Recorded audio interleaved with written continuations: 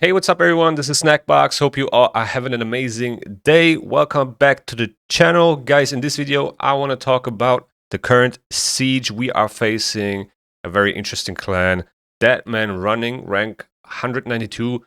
You would think that this clan is not that powerful because of the rank, but if you take a look at the siege trophies, 36 siege trophies, that's very impressive and definitely tells me that this clan can't be underestimated.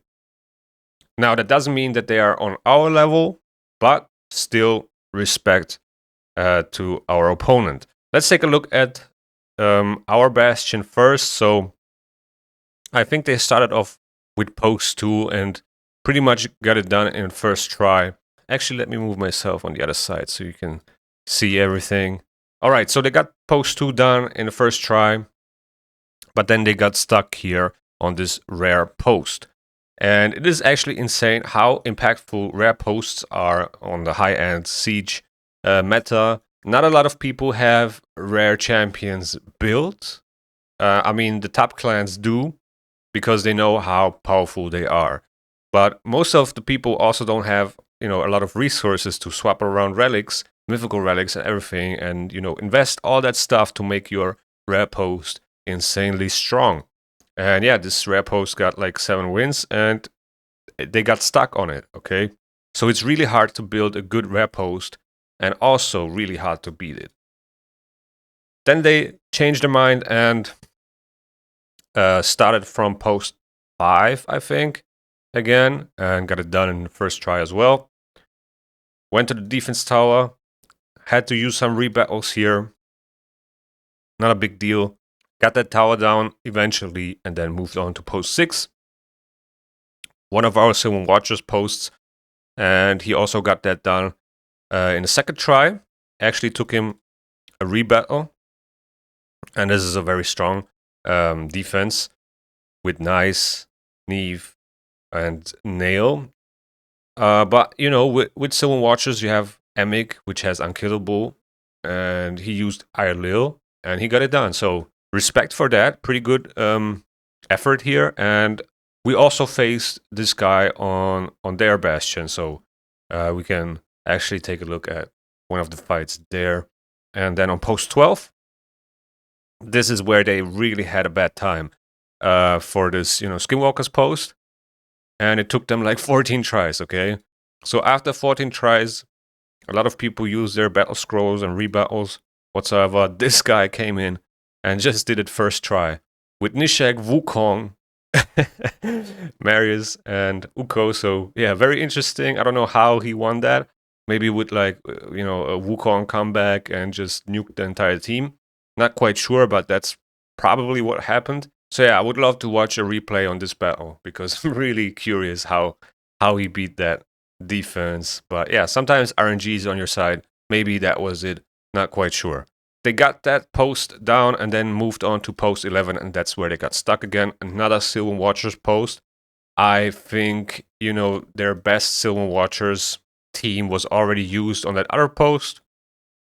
Right here on post 6 from this guy. And then they had nobody else that could beat this post right here, or was able to. So I guess then they took post 4 as well. And the Magic Tower won. And tried to go the other way to the stronghold towards post 13 and 17. And then on post 13, that's where they got stuck again. A Nyresian Union only post. And yeah, very hard to beat as well because you have Silver Watchers champions again, right?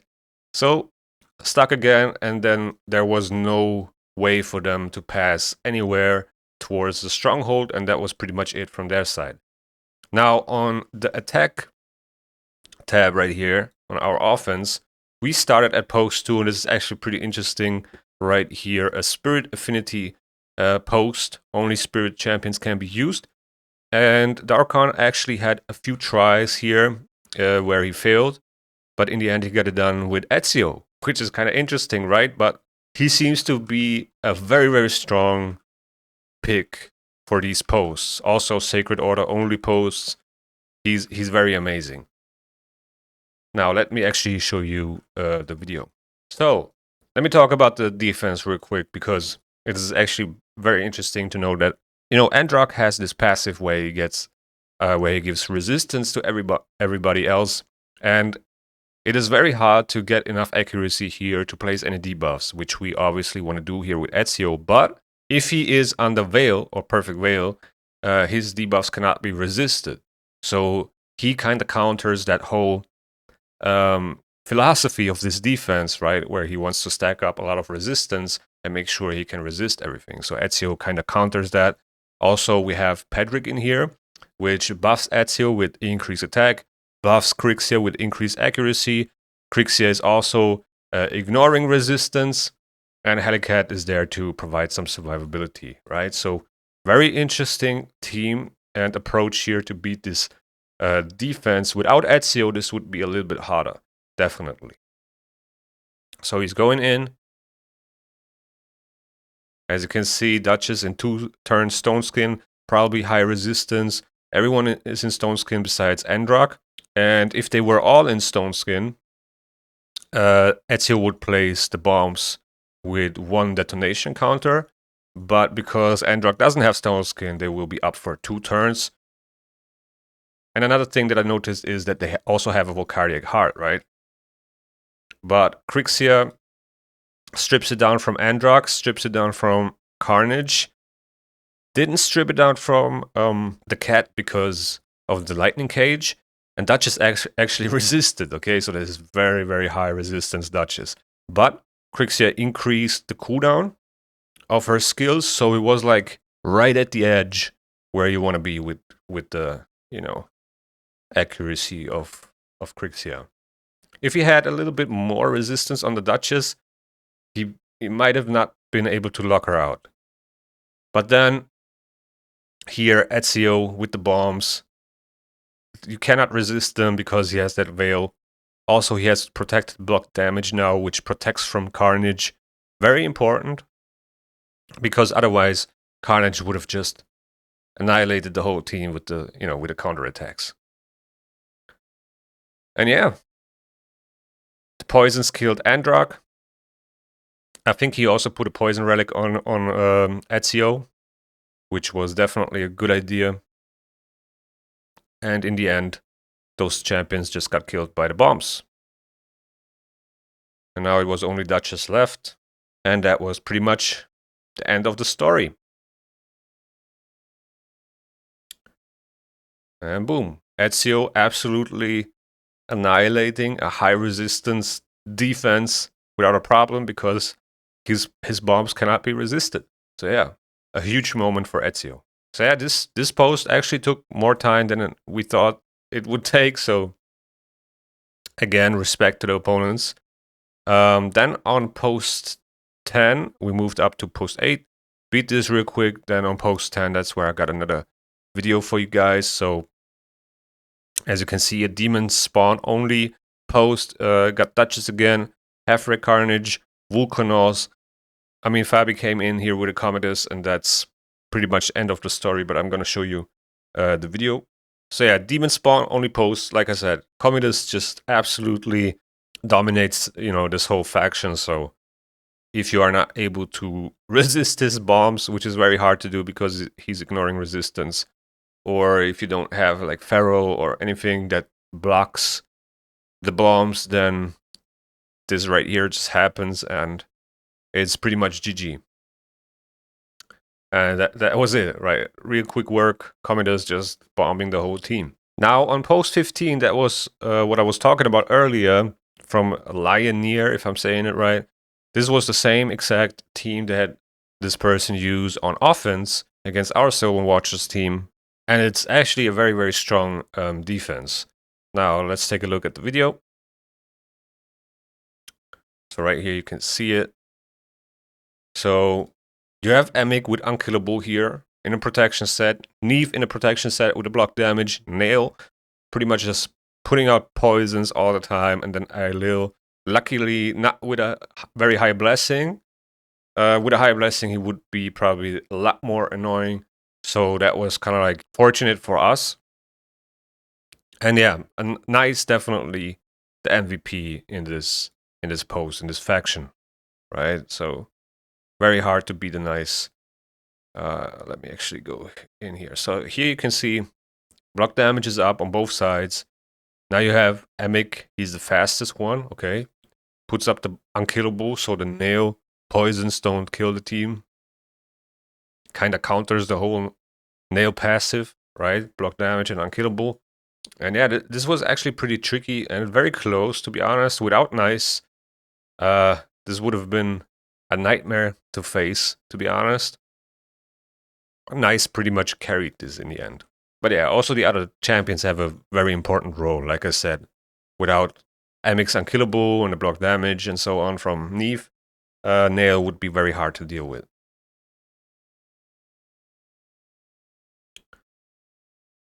And there's the unkillable on the enemy Emic and block damage procced again from Neve as well. Nails, poisons everywhere. Very scary, to be honest. Very scary. Those that know from Live Arena how much damage those poisons can do, you know, it's really an annoying thing. But here, you know, Nice here with the 8-1 that ignores block damage and unkillable and everything is just absolutely massive. Here he swapped forms. That was a good call. Put up the block damage.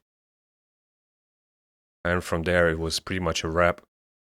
Neve, luckily, is below 50% HP. And yeah, that was pretty much end of the story.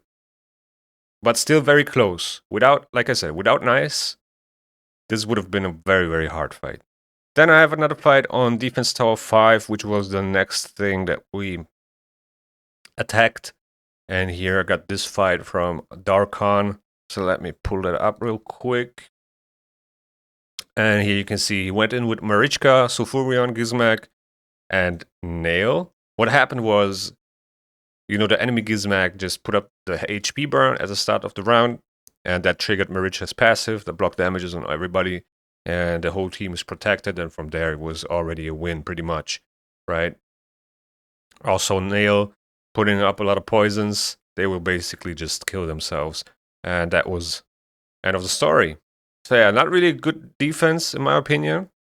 This looks more like an offense team with Shuzan. I wouldn't really put Shuzan in a defense team, but I guess if that's your best option, then it is what it is. So yeah, then we beat the Defense Tower 5.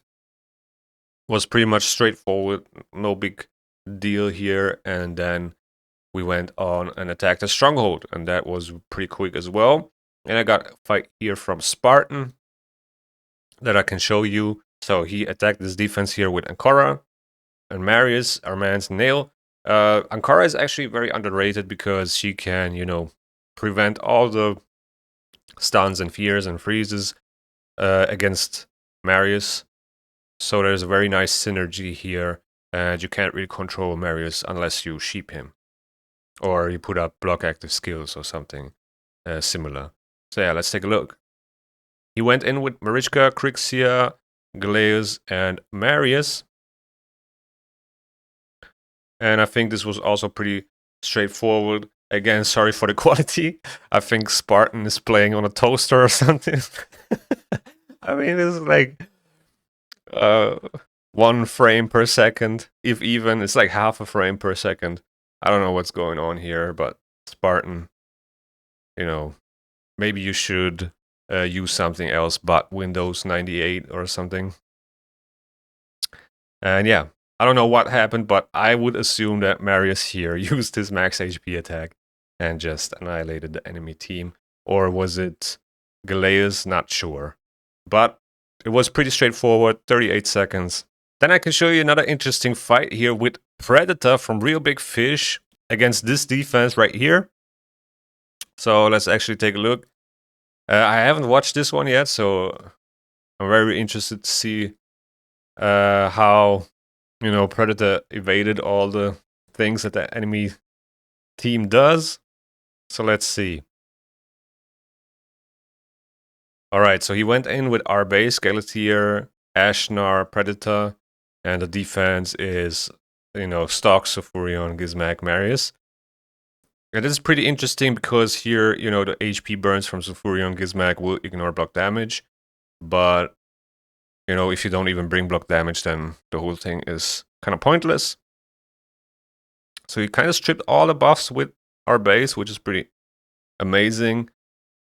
Predator didn't even counterattack here, but block revived Marius. Instantly block active skills on everybody, and that's then, you know, that's a wrap. And GG's. Weak hit on stock, unfortunately. Also, there's some damage mitigation from the petrification, but yeah, 150k from Predator. Amazing. Let me actually watch that again because I think I missed the counter attack from Predator. He should have countered at least once. I'm pretty sure he did. Oh yeah, there we go. So from the turn meter boost from Sulfurion, then he counterattacked. Okay. So yeah, then everyone kind of took an attack on the stronghold. And it was also pretty much straightforward. No huge issues for anybody. Had to use a rebattle here and there, but that's about it. And then we beat the stronghold and moved on to defense tower 2. And that's where I can show you another fight. Right here from Graham, right? This right here. He attacked with Theodosia, Sulfurion, Teox, very interesting, and Romantu. And the defense was Ancora, Embrys, Armans, and Narcissus. So let's take a look. I think this was a pretty, this was a pretty quick one. I'm pretty sure Teox just absolutely annihilated them. I mean, the HP burn was nasty. He just stripped down the whole stone skin and half their HP, and boom. That that was actually nasty. Very nasty team and very effective, apparently. So yeah, GG's. So yeah, guys, that's pretty much all that I can show you. Yeah, we pretty much beat the defense tower, crushed it down, post 16, went through it, HP only champs. But once the stronghold is down and you don't have like the reflect damage anymore, then, you know, all these posts are kind of easy. And then, yeah, took down Mana Shrine 2, got a little Ninja Turtle action here, and then we moved on to the Magic Towers. I got them down as well. Absolutely no problem. Magic Tower 2, 3, and 4. And now we're just waiting to win. All the respect to them. Very impressive to have 36 siege trophies. It takes a lot of work, a lot of planning, a lot of strategizing, and yeah, it's not easy to do. And yeah, with that being said, thank you guys for watching. I hope you enjoyed. If you enjoyed this siege content, let me know in the comments below. Also, hit that like button. It really goes a long way. Subscribe to the channel if you want to see more raid content. The YouTube algorithms can suggest you a video that you might like right here, and see you in the next one.